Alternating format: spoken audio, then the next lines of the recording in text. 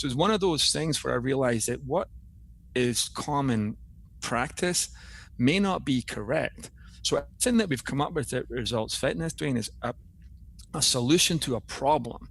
Like we try to figure out things, and it really came to like, well, could we just run laps and be ready for sports? Could we just go to the weight room and be ready for sports? And like everything was just like a piece of the pie. Welcome back. It's 2019. Got the podcast fired back up.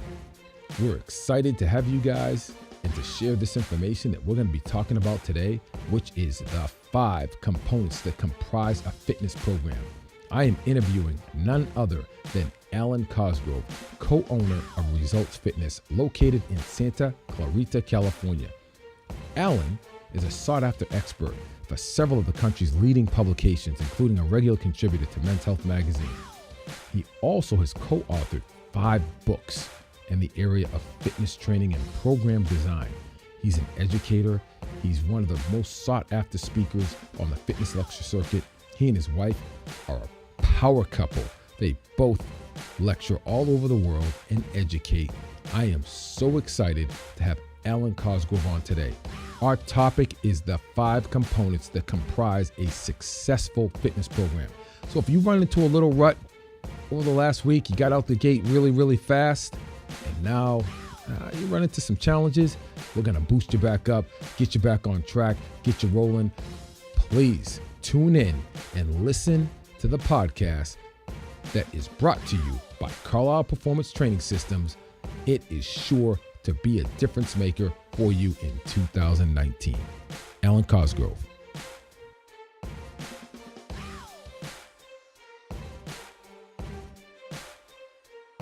Hello, everyone, and welcome back to the Pursuit of Excellence podcast. I have my dear friend, Mr. Cosgrove. How are you? Thanks, Dee. Thanks for having me. That was a very professional radio voice you got there. Oh, I like that. Thank you. You know, I try to spend about 30 minutes a week working on it. Yeah, that's cool. Thanks for having me. Oh, no. I think this will be a new audience for me, so I'm excited to bring the standard of your guests down. Well, yeah, new audience. What audience haven't you ventured into these days with the great things that you guys are doing down in Southern California at Results Fitness? Yeah, I appreciate that. Yeah, we've been open now. It's crazy. We've been open 19 years now. This is our 19th year. We opened heading our 19th year, which is nuts, right? When you read all these things about the gym business and keep pricing at this and do this, and most gyms change owners every 4 or 5 years, right? Right. So we're in a territory of we're the same owners for 19 years. There's only a few of us. Even I think Mike Boyle's facility. I think Mike moved away for a while and came back. So I don't know if there's too many gyms in the world that have had the same owners for this long, especially training gyms. So it's been cool to see a lot of changes in our field and how things are growing. Absolutely. So on that note, for those who don't know who you are, could you tell us a little bit about the man and how you guys evolved into the fitness business and being open for 19 years? Absolutely. Okay, my name is, for those of you who haven't heard of me before, my name is Alwyn Cosgrove. I'm originally from Scotland. I was, to tell you my story quickly, I was a competitive martial artist. I competed in Taekwondo. And as a result of that, I became interested in fitness training to improve, just for completely selfish reasons, to improve my abilities as an athlete and compete at a higher level. So I went to college to study sports science. That was way back in the 90s, and from that, when I was at college, I was actually as much as an athlete, as a geeky kid who was reading all the sports science journals. And you'll remember these days, Dee, that I had to go find information then in a library, in a book, or in a journal, and read it and see if it was worthwhile, and then photocopy it. Yeah. Now you can just Google stuff. Right. And the skill kids need now is what to ignore. Right. I had a hard time finding information. Now kids today at school will be getting overwhelmed with information. So, but I was that kid who was reading everything, and then other students who were athletes started to approach me to help with their training. So I was training, while I was still in college, I was training some people. And I was working over in the United States teaching Taekwondo at summer camp in my summers. And it's funny is I worked at the rival. There was an arts camp for geeky kids, and there was a sports camp where I was at in upstate New York. And so while I was at the sports camp, one of the counselors at the geeky arts camp across the lake was our good friend Ryan Lee. So that's how far back me and him go. Yes. But it just was my last year. I'd finished all my college and was, I'm going to do one more summer job and then I'll get a real job. And this was obviously a long time ago. So when I applied for my work visa for the summer, I got an extended visa. So I said, all right, I'll stay for a little bit longer. I'll go home at Christmas. And I started training. There was a boxer came up to train in the Catskills, the guy Alex Stewart, who was fighting Evander Holyfield, I think, at the time. And I got the job as his conditioning coach. Oh, wow. So that was my first, instead of being a camp counselor and a Taekwondo instructor, that was my first job in the US. Moved to New York City and met my wife, Rachel, who's from Southern California. And we ended up moving back out here. And quite honestly, the frustration of working at a big box gym and stuff is starting to wear on me a little bit. And I decided to get rid of all those frustrations and get a whole bunch of new frustrations by opening my own gym and my own facility. So where we've been fortunate is we opened with about 1,100 square feet total and about 600 square feet of gym space. And we've been fortunate that it was in a strip mall, and we've just expanded within the same mall. Right, so we haven't had to move. We've now got about 6,000 square feet. You've been down, you've seen the place, and now we've got a strong staff of about 20, including our front desk team. We actually call our front desk team the "We Got Your Back" team. They're our support staff. It was not just coaches. We got a good bunch of people, and here we are, 19. It's like an entrepreneurial seizure that I had 19 years ago, and here we are, still rocking. And it's evolved for. Part of my story is I got in the early 2000s. I got diagnosed with stage 4 cancer, and I beat it twice.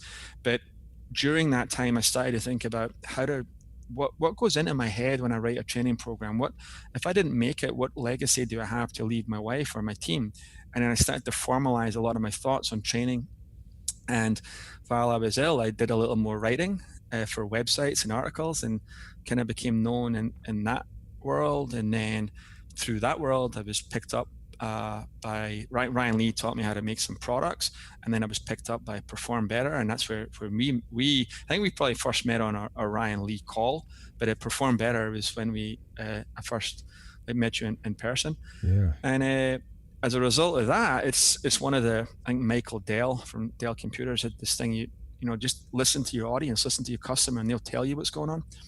And so now, like, career development for coaches is sort of what my other job. Like, we still have the gym, we still train people, we still have athletes coming in, and people training for teams, high school kids, people just looking for general fitness. But we've also sort of evolved into what we call as Results Fitness University, which is a sort of a consulting arm for people in the fitness industry, and I'm having a lot of fun doing that. Well, I appreciate that story and have unbelievable amount of admiration for you as a person.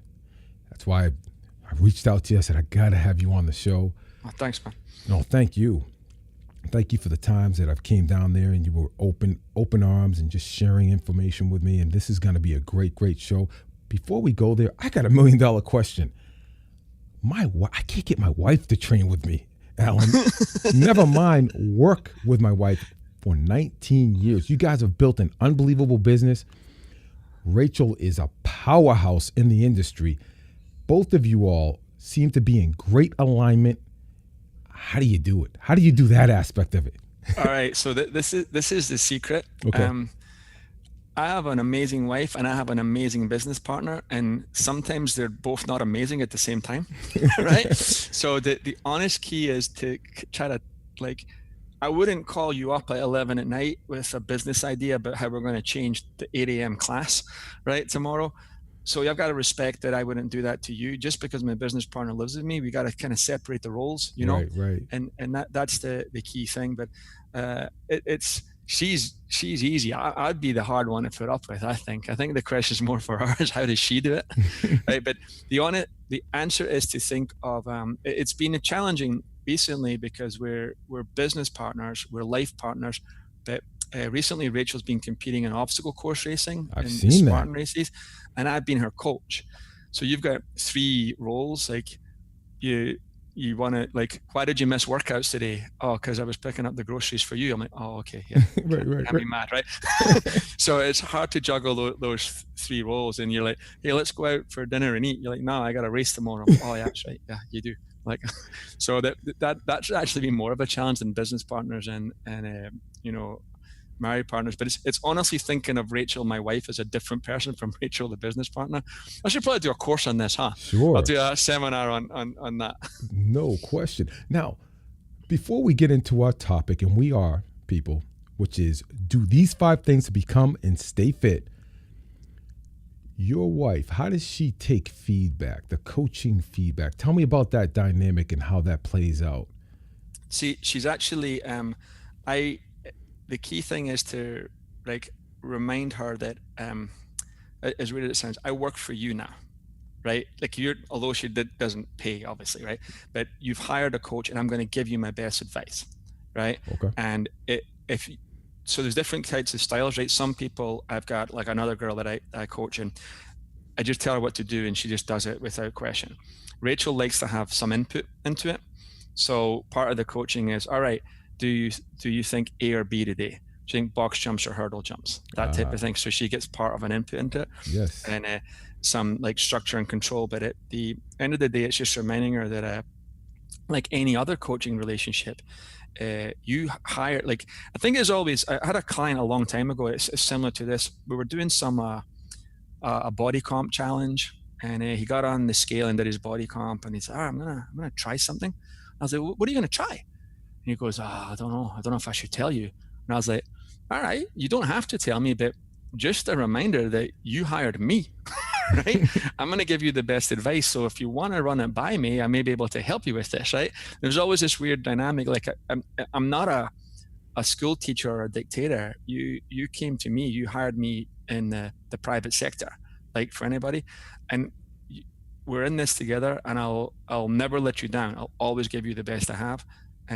But the trust goes both ways, right? You got to trust me, and I'll trust you. And I invite questions and clarification. And I'm more of I think of exercise programming more as a process rather than just a prescription where I'm like, do this, no question.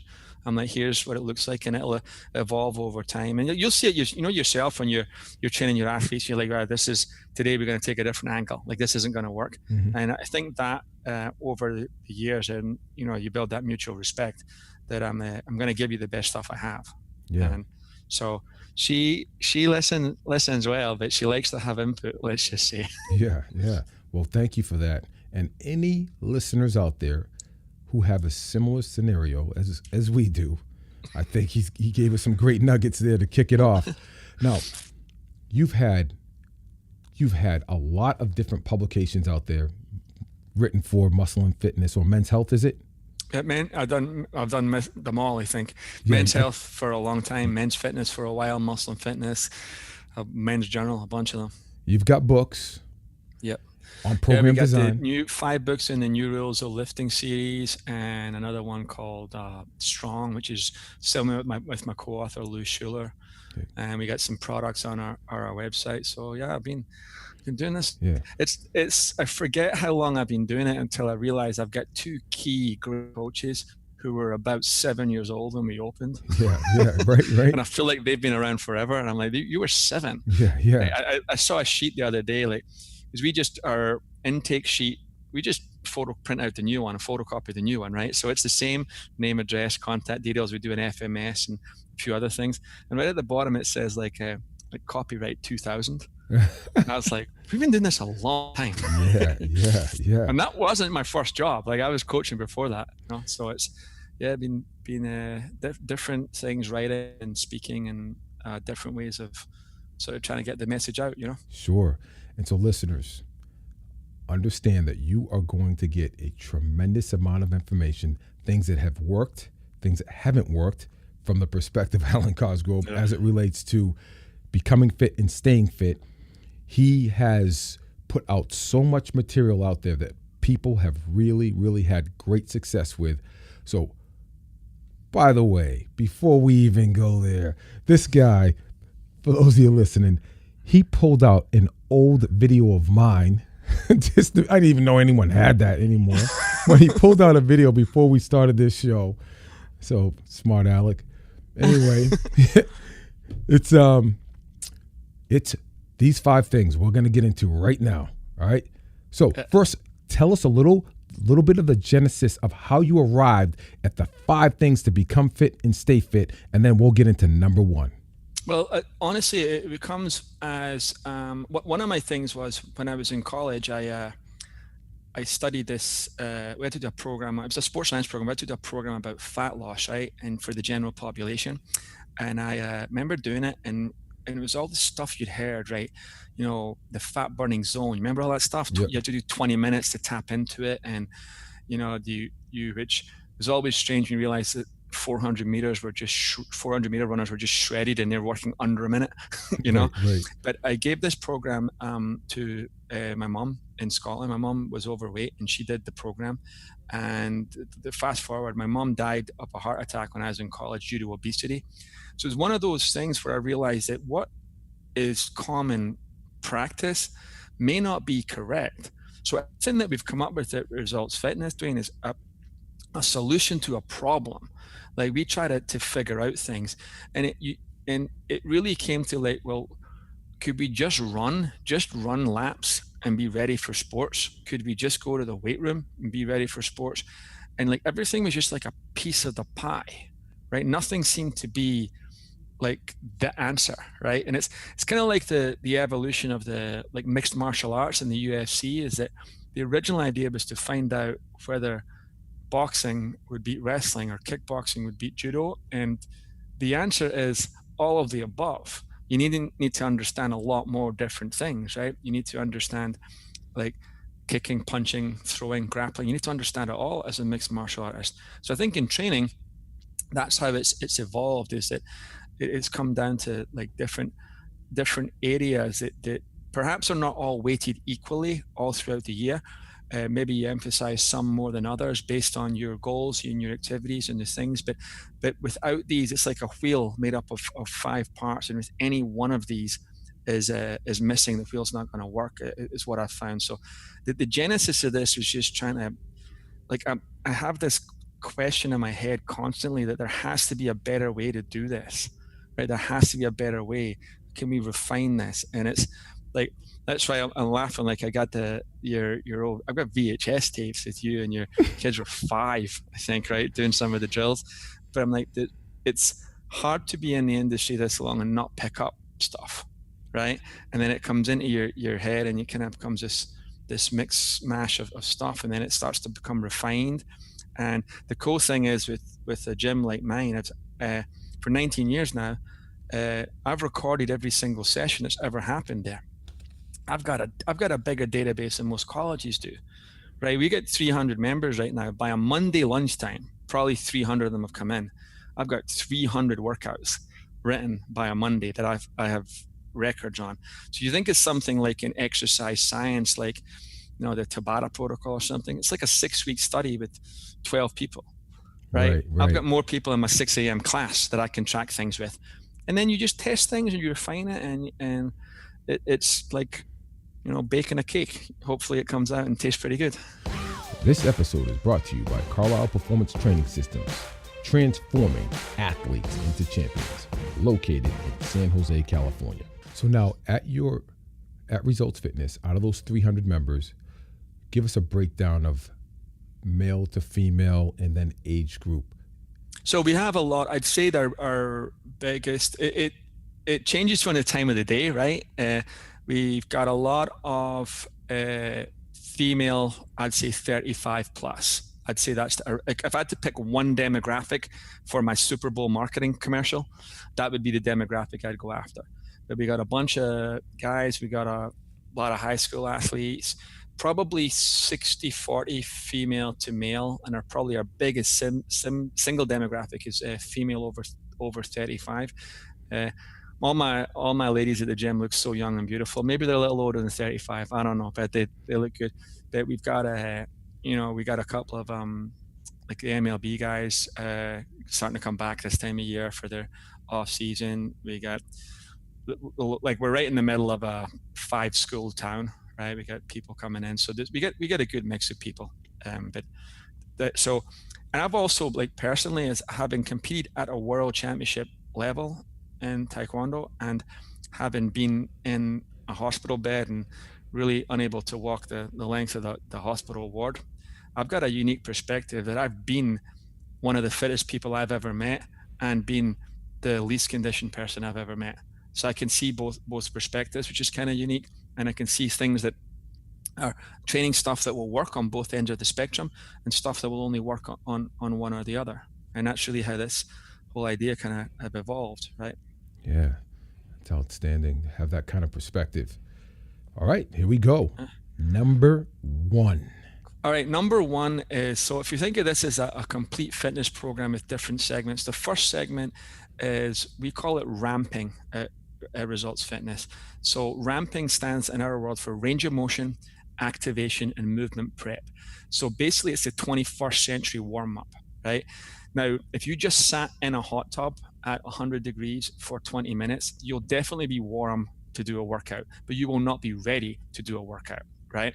So our goal is, there will be muscles. If you have a desk job like a lot of people, or you're a college student, a lot of the time is spent sitting. If you have a long commute, you're sitting. So you're probably slouched over with short hip flexors and maybe a lengthened upper back. So before we start, throwing weights on you, let's get those hip flexors like mobilized a little bit. Let's start getting in there with maybe the foam roller, get some flexibility work done, and open up the system, right? It's like, I don't want to put in a bigger engine until I align the wheels. You know what I mean? Mm-hmm. Right? Like so our range of motion is we stretch everything that's tight and we activate everything that's sort of dormant. So there'll be some glute bridges, some mini band work, some things like that. And this really, it primes the system. So the term ramp works because it's like, you got to hit all your activities. Yeah. Are you warm? Yeah. But did you do range of motion? Did you do activation? And did you do your movement skills? So, and that could be some like ABC stuff for our running athletes, or just some like lateral lunging and moving for our older population. But that's our first section. And my idea is to, like, we're going to work on quality of movement, but it's like you're getting on the ramp for the workout.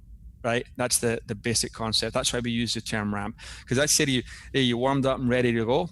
You're like, yeah, I'm warm, but are you ready to go? Like, have we primed the system? Did we do some light plyos and get you going? So that in and of itself, for a beginner, might be the biggest portion of the workout, because these things are so challenging for them. And as you get more advanced, it may be a lesser part of the workout because your movement quality is good. Right, but it's I like the term, and I think it's probably maybe for either from you or from maybe Mark Verstegen, of that movement prep. Like, I'm preparing the body for the movement. We're not just riding a bike for 10 minutes or like getting out of a hot tub. Yeah, you're warm, but you're not ready. So this first part is to improve movement quality and improve tissue quality a little bit. So that's my first section of the complete training program. Is called RAMP, range of motion, activation, and movement prep. Now, before we go into number 2, if we look at what most people do that go into a health club to work out, is not a ramp type of approach. Would you agree? Not at all. Yeah. Right. At best, you'll get 5 minutes on a bike. And with most guys, they'll do arm circles and then bench. Right? Yeah, exactly. Just swing their arm. Wanted some of these, right? Yep. And what are the implications of that? Well, it's just the idea being is you're coming in, like, imagine the Leaning Tower of Pisa, right, in Italy, and we're just going to put a load on the top of it. That thing will collapse, right, if we just add weight to it. So adding weight to something like that, or the muscles are a lot like, to make it simple for listeners, they have properties of plastic. If we warm it up and we can stretch it and move it, make it more pliable, right, then we're ready to train harder. Right. So there's this part, I see guys a lot, like, they try to skip the warm up to get to the real workout. Yeah. Right. They try to do that. Like, but this is the stuff where you get better, because you came to me for one of three reasons: to look better, to feel better because you're banged up, or to perform better in sports or your job, right? Mm-hmm. And if I can make your quality of movement better, I can get you to look better faster. Most guys want to bench press because they want a bigger chest, but actually the best way to get a bigger chest is to work the upper back, right? That will pull the shoulder blades back and you'll look better. So some of this stuff just to get you ready and aligned, because we're going to train hard, but I'm going to get you ready for the tissue quality is on point, and every joint's been worked through a range of motion. And we have that joint by joint approach. The ankle needs mobility, the knee needs stability, hip needs mobility, and so on up the chain. So we prepare everything for what's coming. Right? Beautiful. So part 2 is core training. And this is always, I don't want to say controversial, but we do core training first at results finish before we do anything else. A lot of people do it at the end, and you can make a case for either thing. My thoughts are, I've never met anybody with a core that was too strong. Right? So we always train core in the beginning. Whatever you train first in any program always improves the most. That's just the reality. Something gets trained at the end last. So something always gets de-emphasized. That's just a trade-off, right? That happens regardless. But I've always just felt that core training, and the way we see it, is that the purpose of the core is to stabilize the spine, one of the single most important things in the body, while the extremities are moving, producing or receiving force. So we start with basic things like planks and side planks. We call that pure stabilization, just holding a position. Then we move into chopping and lifting, which is what we call dynamic stabilization, where there's force moving around you, or prone jackknives, like your feet in the TRX, prone jackknife stuff. Like you had on your Instagram the other day. Yeah, you saw that. I like you stalking me. Oh, I was stalking you, big fella. Yeah. I'm trying to learn. And then we move to what we call more integrated stabilization, which could be like farmers walks and things. I did one on my Insta where I'm actually doing, I have the thick band and the power rack, and your listeners can look for this. I got the thick band in the power rack, and I'm holding like a one-arm bridge position, but I'm doing a dumbbell row with the other side. Now that is really a high-level core exercise. Like, although it looks like a dumbbell row, I've got shoulder stability going on there, and I've got core stability going on. So we train core for it. Now, with some power lifters, maybe that core gets fatigued and you can't lift as heavy a weight in your squats and deadlifts because of that. And so with a power lifter, we can cycle that to another part of the workout. But the part I want to get is we do it first. But what I want your readers to get across is there was a movement in the industry a few years ago where people were saying that you don't need core training. You just need heavy barbell lifts, heavy overhead presses, heavy squats. You don't need any direct core training. But when you actually go to the research, that's not correct at all. It's not even close. It's just anecdote. It's not even close to correct. And even if it were, I get a beginner high school athlete. Is he going to do push jerks, right? Can he start with that day one so that I can train his core with heavy overhead work? Why don't I start with a plank? Why don't I build it and build it up? But the part I want to get across, I think core training needs a direct part in your program. I think it's a part of a fitness program that a few sit-ups at the end are not going to get it done. We've got to be challenging you in multiple planes, right? Heavy carries, heavy farmers walks, different TRX variations, different core variations. But the idea being, and remember too, that the core is not just the abs, right? The core is that whole girdle right around the whole midsection, right? That's, we want to train that whole area. That the back is to me is part of the core too. But the part for the listeners to get is, I want to look at a program and I want to see a section of direct core training on its own. And now, is there a case where let's say I choose a farmer's walk? Is that core training? Is it grip training? Is it metabolic? Yeah, some things are blurry, right? Well, like a lunge is a strength exercise. A sled push is a series of lunges. You go a little lighter, it becomes like a little more speed development. You go a little longer, it becomes cardio. So everything's not in these perfect little boxes. But I want us to try to check off, did we target core today directly without being limited by anything else that's going on? This episode is brought to you by Carlisle Performance Training Systems, transforming athletes into champions, located in San Jose, California. Now, question about the core. Most people, as you said, they think of core as abdominal training, right? Six pack. Oh, look at the core. What do you say to that? So what I always tell them is, right, so I'll do a little test with people where I'll just go, right, I want you to stand up and put your arm out to the side, like you're doing a dumbbell lateral raise, right? And I'll just push down on it, push down on their arm, and they're strong, right? And I'll have them put one foot on a weight plate, or just hold the one foot in the air slightly, and I'll push again, and they're not as strong. And I'll go, now nothing happened to your abs. Why are you weaker in the shoulder? Because of this foot position. And they think it's just magic, right? But the answer is that the body has perceived a threat to the integrity of the spine because you're unstable, right? So you're going to, the force I'm applying to the shoulder, now your core is having to work harder to stabilize the spine. And at some point, the body says, I'm going to shut down the shoulder because the spine's more important to me, right? That's what the core does. The core doesn't just flex the spine while you're lying on your back. So I think we only learned that from looking at dead bodies, where we grab the ends of a muscle and pull it together and goes, oh, that's what the abs do. They do sit-ups. That's not how the abs function in life. I had my appendix out about 10 years ago, emergency surgery.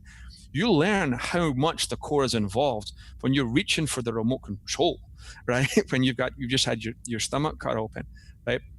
So the idea of the core is it switches on to stabilize that spine while other things are going on. It's not just flexing the spine while you're lying down.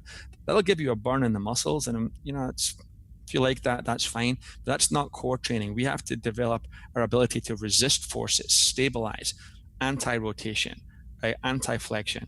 And I want that.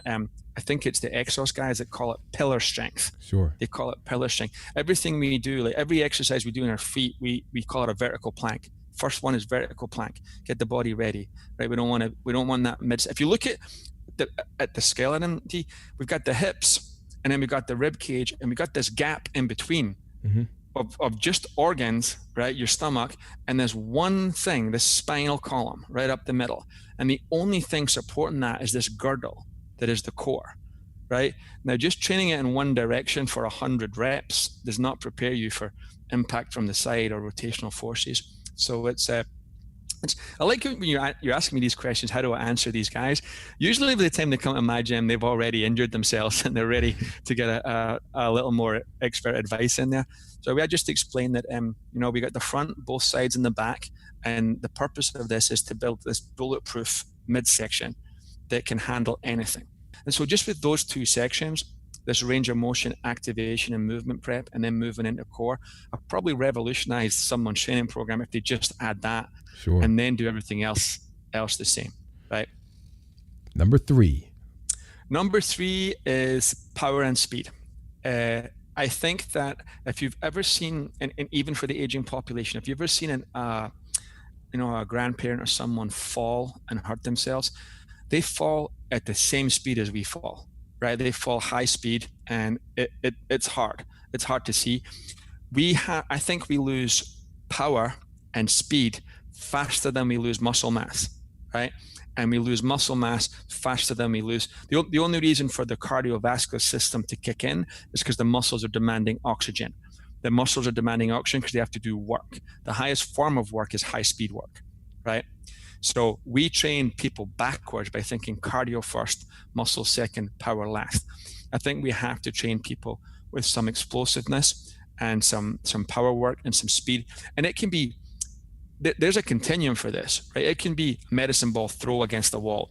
It can be an agility ladder or stepping on and off a box, or it can be right up to Olympic lifts and plyometric work. But we do that then, like just after core. We do that when we're fresh, because I want that impulse. I want to see the speed, right? I want to see that happening with the athlete or the client. So we have a big section of power, and I think that the best way to describe it is, I think power training tells the body to keep the muscle mass around because it needs it to do high threshold work. And muscle mass is one of the biggest predictors of longevity, muscle mass and strength. So if you're not doing any high speed work in your training or some explosive work, that's something I'd consider adding. And we break it into lower body, which is jumps, hops, bounds, and some sprint work, some technical work. And upper body is usually medicine ball throws. And for our more advanced, we do Olympic lift variations, and we do something like kettlebell snatches and some high speed work, right? But it's just, I think there's been a particularly amongst the general population, that they don't do any of that stuff. And a lot of our athlete population, they only do that in practice, right? They only do that in training for skills practice. But that's something that really you're the biggest influence in my career in that area, to be quite honest, Dwayne, because like I said, the lightning fast VHS tapes back in the day, I remember just poring over them, looking at how can I take this and apply it, not just to our field sport athletes, but to some of our other athletes too, Well, I appreciate that. It's awesome.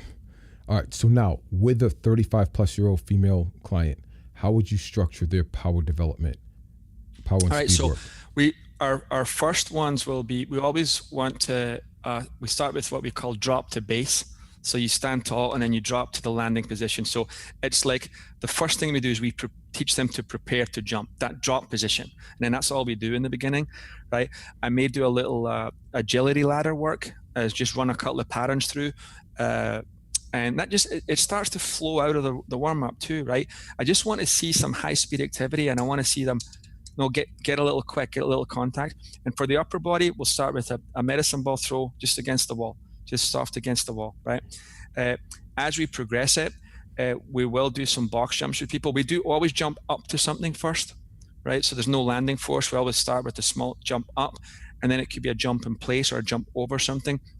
And then it's an Oliver Meal line, like the final level is depth jumps, which probably with my 35-year-old female client, we're not going there too often, right? But it still want a little part of some explosive work. And I've actually like just some basic jumps and even some kettlebell swings to get that snap, because it's just been really beneficial overall in their program.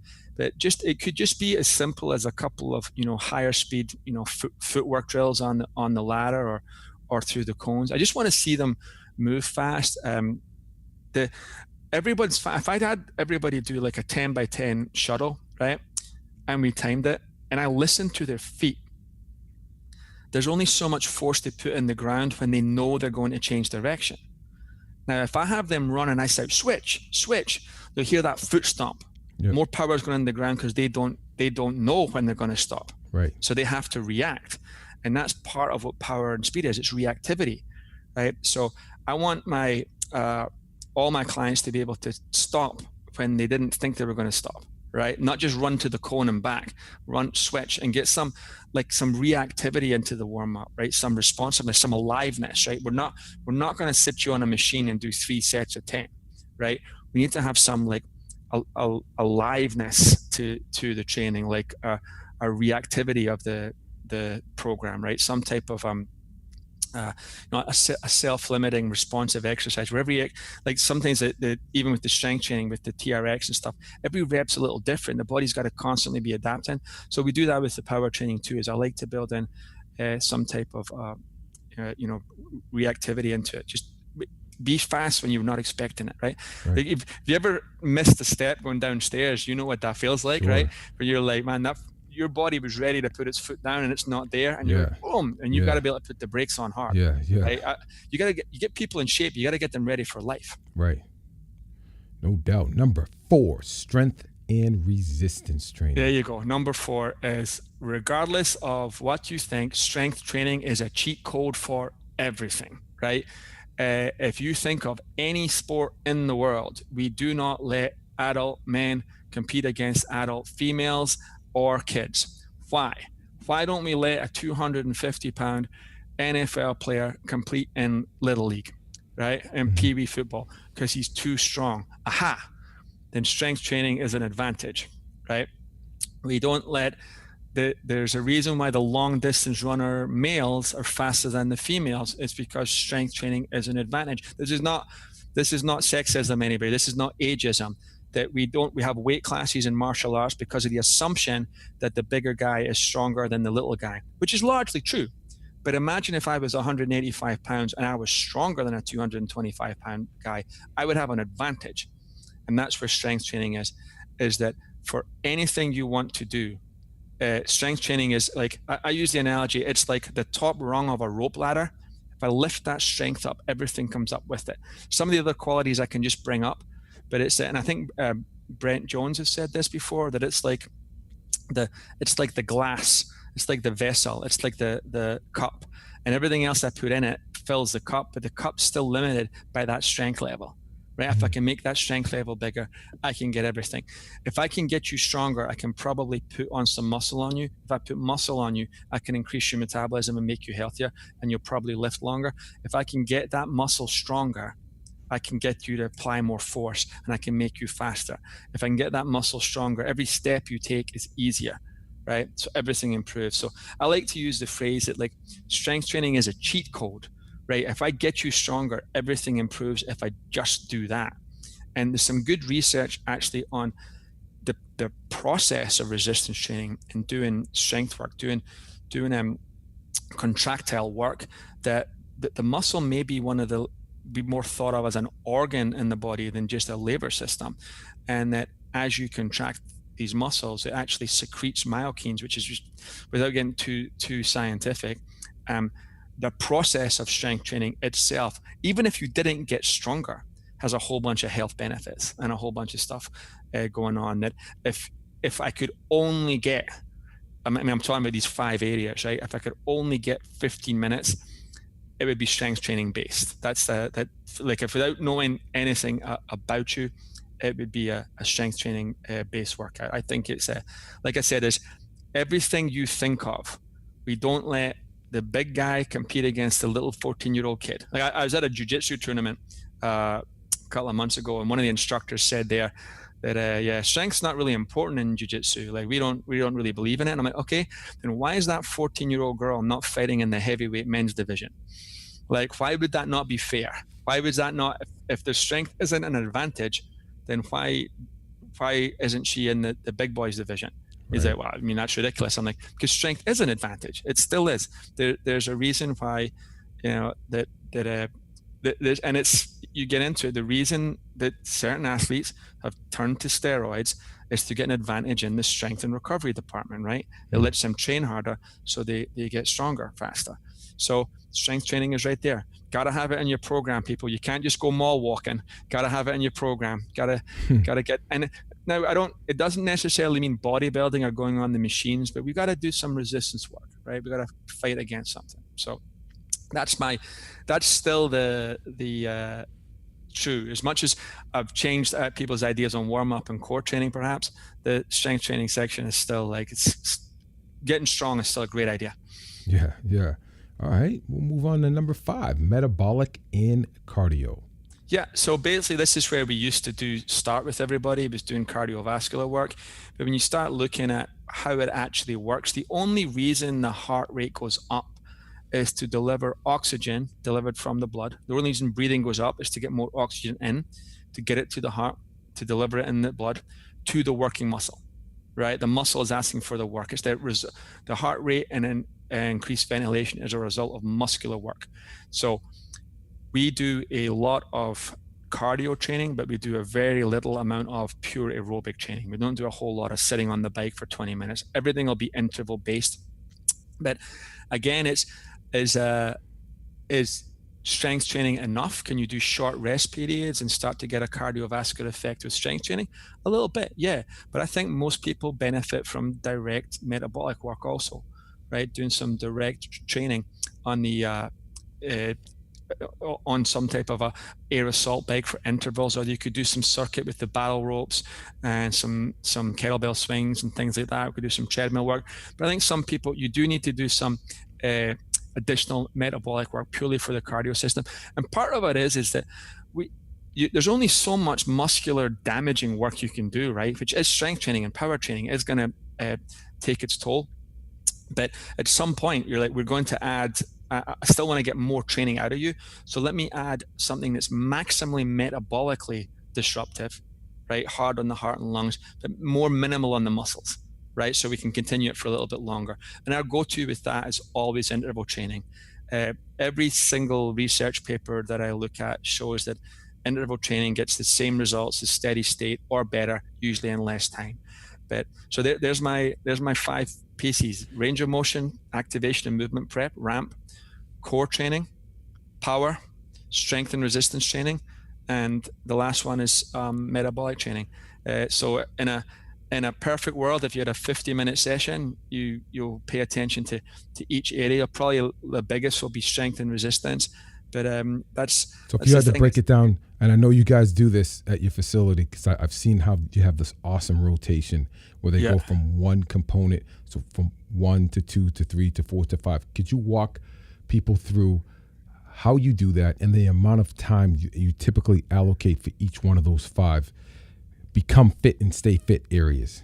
All right. So if you can picture my gym as a big circle, right? You come in and you go left, and we have some foam rollers there to do some work. And we have an open area where we do all our mobility, range of motion work. And then we start bridging. Mini bands are all in there. And then we got a little turf area where you can start doing some locomotion work and movement prep. And that area there is probably, depending on the athlete, it'll be a 5 to 10 minute zone. But the heart rate will be up at the end of it, and you'll be sweating. Then we're straight into core with chops or planks. And the beauty of core is that, you can get a lot of work done, and again, a 10-minute period of time, right? You can get, if you think of a set of an exercise being 60 seconds, we do short rests at Results Fitness. Our rests are usually, we do a little mobility exercise in between. I don't like downtime. Right? You can't do back-to-back exercises, or it just turns into just a big aerobics class, right? Mm-hmm. But so we do have some rest time, but let me use a little filler, get a little mobility in there too. But if I did 2 sets of planks, 2 sets of side planks each side, I'm looking at 6 sets, about 6 minutes of work with some rest, and get a lot of work done in that, right? But the key is just be on it, right? We're not there to socialize or make friends. We're there to get results. Power, it's always fast, so it's always short. So you can get a lot of stuff done in power, and again, a short 5 to 10 minute period if you dedicated practice. Like, 3 box jumps is 6 seconds, right? 5 box jumps is 10 seconds. And then we can have a little recovery, do a medicine ball throw, and back to it. And we're always looking to sequence it and just have this good workout flow to make it seamless. So there's no downtime. So it could be box jump, 5 reps, hip flexor stretch, 20 seconds each side, med ball throw, 5 reps, hip flexor stretch, repeat, right? The biggest chunk is going to be the strength training section, right? So that one's probably going to run closer to 20 to 30 minutes there, right? So right now we're somewhere between 15 to 30 minutes in, and the strength training section could be a 20 to 30 minute session. Now, a different phase is you'll do too. Maybe like your athletes we're doing a little more heavy work right now and a little less conditioning, or maybe we're just keeping strengths on maintenance right now, and then we do a little more conditioning. But the cool part of this is when we roll into the last, you've been moving for about, let's say 50 minutes when we finish strength, and we've hit all the muscles, and you're getting fatigued now. If I hit you with some intervals then, I don't even need a lot of intervals. You're already tired. And cardio training is one of the few things that if you're tired beginning it, it actually still works. If you're tired starting power training, it doesn't work. You don't produce the power. If you're tired when you go into strength training, you're lifting less weight, so you don't get stronger. But if you're tired going into cardio training, your cardio just has to work harder, right? So sequencing it then allows me to do, we might finish people with like 4 30-second sprints, or hey, work till your heart rate hits 85% and then recover till 65% and get as many rounds as you can in 10 minutes. Now, I'm not saying we don't do, there are days where we have people come in and do a metabolic workout on its own, or you'll come in and just do recovery work and movement. There's places for all of this, but I like to have one session where we try to hit everything, right? So that if you can only get in to see me 3 days a week, we're not strength training one time. We're not doing mobility one time. We're not doing cardio one time. That was the old days, right? You had a lifting day and a conditioning day. I don't get those days with busy people. Like I'll get 3 total days, right? So that's kind of how it works, is I try to fit everything in on some level into every single workout. But if if people have extra days, I can move it around. So I don't want people to think this is written in stone. always 10 minutes each of these blocks. As we change it, you'll do longer in some areas. A beginner, their strength training volume will be lower than somebody who's a little more advanced. But we try to get people in and out in about an hour's time at Results Fitness, and we get a little bit of everything. A little bit of all the appetizers, right through main course to the dessert. Yeah. Now, here's a bonus question, folks. If you have someone who travels a lot, as many business execs do, and they work at your location, they train with you guys, what would you, and they said to you, hey, look, I'm going to be at such and such place this weekend. I'm out of town. What can I do to maintain the fitness level that I've achieved at your place? Is there anything that I can do? What would you tell them? So there's a few things, right? Like big bang for your buck is always going to be strength training, right? Do you have access to a gym, or can you take a TRX with you? Is there a gym at the hotel? It will be a 15-minute, we call it a density session, where I will pick 3 exercises. Let's say a split squat, a dumbbell row, and a push-up. And I'll say do sets of 8, as many rounds as you can in this 15-minute block. And if they can give me 30 minutes, I'll have 2 50-minute blocks, and they can get a lot done. Because that pacing gets me a little cardio, and with good choices, I can get good range of motion work there. If they're going on a long flight, I like them to just get a good ramp session in.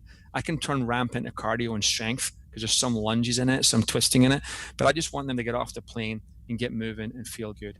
But if people are traveling, like there is a compromise to traveling. You're not going to have all the equipment that I have in my place, or you have it at your place, but getting something done is the key. If we were on the road with Perform Better, with all the one days and the summits, and sometimes you're training in a hotel gym, it's not great, right? But your options are to do nothing, right?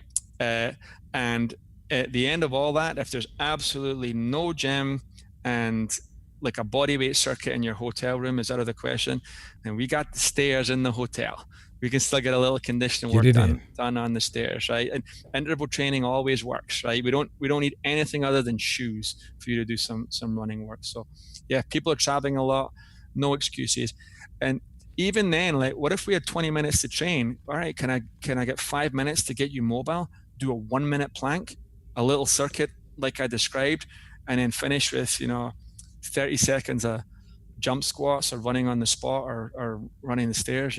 Like that type of stuff is useful. Like, everything helps, and all you got to do is, if you can get me one, if you're gone for 10 days, you can get me one workout in, you'll hold it till you get back, and we'll get back after it, right? Yeah. And if you're traveling a lot, we periodize it like athletes. We're going to hit it hard when you're in town, and when you're on the road, you're going to be on a maintenance program, right? So no excuses, kids, no excuses. We're not letting them off the hook. Well, look, this has been superb information as always. I always love hearing you speak at Perform Better. Seriously. Thanks, man. Always entertaining, but most of all, informative. I love the way you look at training. It's just, it's so obvious sometimes, and it's you drill it down to the things that matter the most. And I think that with the information that you gave and shared with the audience today, if you take these 5 things, the ramp, the core training, power, strength and resistance, metabolic and cardio, you got a well-rounded program that will keep you fit, get you fit, and you'll stay fit. How can we get more of Alwyn Cosgrove? Well, I am on Instagram at Alwyn Cosgrove, Instagram.com/Alwyn Cosgrove, and I have a Facebook page. It's just my name again, and my consulting company is called Results Fitness University. And if you want my speaking schedule is usually over there. And tell us about the consulting aspect. If I wanted to become a client of yours, what would you offer? So basically, the first thing I always tell people is we call it a mentorship. We do a 2 to 3 day course, and people come out, and I teach as much as I can, and that's usually the entry level start, right? That if you're a fitness professional and you want to get into this, that's probably the place to start. I have a private Facebook group, which is called, surprisingly enough, Alwyn Cosgrove's Fitness Professionals Private Group. Okay. Something I need to catch your name, I think. But that I give away a 55 fitness business tips for success book there. If you come over, you can download that for free. The first step is usually come into a mentorship where we come out here. I show you how my gym runs. I show you everything from how we structure the workouts to how we structure the appointments, how we structure the billing and the agreements, how we get new clients, how we keep existing clients, how we sell. And we teach all of that in a couple of days. And you go away with some help. And beyond that, we have some people who we coach ongoing, in their business. We have like basically a membership coaching group, and those guys come and they come out a couple of times a year to meet with us. And we've got a Facebook group, and we do calls. We actually do Zoom calls as a group, and we share our best ideas, and we help each other with our challenges, and we grow together. And then obviously at the final level, I have like private clients who just want to work with me exclusively, but different levels for people, right? And I'm going to hopefully do something, maybe cool in 2019 that we'll have something else that I'll be launching. I'll announce it on the Coach Carlisle Pursuit of Excellence podcast in 2018. Boy, I'll tell you what, I'll get a lot of downloads then, man. It's awesome. Well, look, I want to thank you so much for being part of the show. It was awesome, as I expected. You always deliver, like you talked about with your coaching clients. You always deliver. The name. Because I learned it all at strengthcoachmba.com. Oh wow! So you guys who are just listening, I'm holding up the course to just remind my man. I've been a fanboy for a long time. All right. Well, thank you, and best wishes to you and your wife and the success. And not only the business, but you guys are just a power couple. You guys are doing great things, and so I thank you for it. Okay, there you have it, folks. The 5 components that comprise a successful fitness program. 1, Alwyn referred to it as ramping, which is range of motion. That's mobility work and flexibility. Activation, just getting the muscles prepped and ready for more intense activity and movement prep. 2nd, core training. Core training is important to stabilize the spine. 3, power and speed training. You should be training for power and speed at any age. 4, strength training. We know that strength training is very, very important. And I have a 73-year-old client who had a dumbbell bench press of 19 reps at 75 pounds. He keeps getting stronger and stronger. How about that? And then 5 is metabolic, commonly known as conditioning. You wrap those 5 things together within the context of one session, and you do that on a consistent basis, you are sure to get great results. If you are in the San Jose area, come and check us out. Would love to talk shop with you, or better yet, I'd love to train you. I would absolutely love the privilege to work with you. Thank you very much for tuning in. Please visit our website at carlisleperformance.com. Have a great day.